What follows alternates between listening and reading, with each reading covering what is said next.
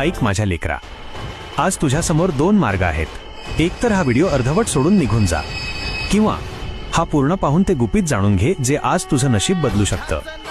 मामा म्हणतात, जो माणूस आपली सर्व दुःख, संकट आणि कष्ट निवारण्यासाठी तळमळीनं माझ्या अदमापूरला येतो किंवा माझ्या मेंढ्यांच्या तळावर डोके टेकवतो ना, त्याची झोळी मी कधीच रिकामी ठेवत नाही. तुला वाटतंय तू एकटा आहेस? अरे, तू जितका स्वतःला एकटा समजतोयस ना, तितका तू एकटा नाहीस. तुझ्या कर्माचा, तुझ्या कष्टाचा आणि तुझ्या प्रत्येक थेंब अश्रूचा हिशोब या बाळू धनगराकडे आहे. या जगात पानही माझ्या मर्जीशिवाय हलत नाही. मग तुझ्या कल्याणाचा विचार मी करणार नाही का? धीर धर, डगमगू नकोस. ज्याने श्रद्धेने माझ्या नावाचा हा पिवळा भंडारा आपल्या कपाळाला लावला ना, त्याने त्याचं नशीब बदललं म्हणूनच समजायचं. हा फक्त पिवळा रंग नाही, तर साक्षात बाळू धनगराचा आशीर्वाद आहे.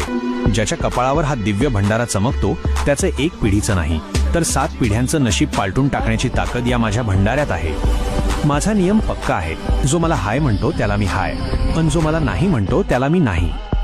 पण लक्षात ठेव, जो निस्सीम श्रद्धेने माझी चाकरी करतो, त्याच्या घरादाराची आणि त्याच्या संपूर्ण परिवाराची राखण हा बाळू धनगर स्वतः करतो. हा माझा काळ्या दगडावरची रेघ असलेला शब्द आहे.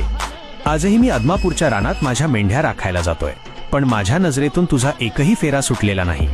तुझं कष्ट, तुझा थकवा आणि त्या डोळ्यांत तेल घालून जागलेल्या रात्री, हे सगळं मी पाहतोय. वेळ बदलायला मी वेळ लावतो, पण एकदा का वेळ बदलली की अख्खं चित्रच पालटून टाकतो. माझी लाठी तुझ्या संकटांना ठेचायला तयार आहे. फक्त तू विश्वास ठेव. अदमापूरची माती आणि बाळूमामाचा शब्द कधीच खोटा ठरत नाही. जर तुझ्या अंतरात्म्याला खात्री असेल की हे शब्द सत्य आहेत, तर या व्हिडिओला मनापासून एक लाईक कर आणि कमेंटमध्ये आनंदाने गर्जना कर. बाळूमामाच्या नावानं चांग भलं. मामा तुझं दुःख हरण करतील आणि तुझी रिकामी झोळी सुखाच्या भंडाऱ्याने ओसंडून भरतील. तसेच भक्तीचे आणि मामांच्या आशीर्वादाचे सांगावे मिळवण्यासाठी आपल्या चॅनलला सबस्क्राईब करून घे, जेणेकरून तुझ्या या बापाचा, या धनगराचा पुढचा संदेश तुझ्यापर्यंत पोहोचायला उशीर होणार नाही. बाळूमामाच्या नावानं चांग भलं.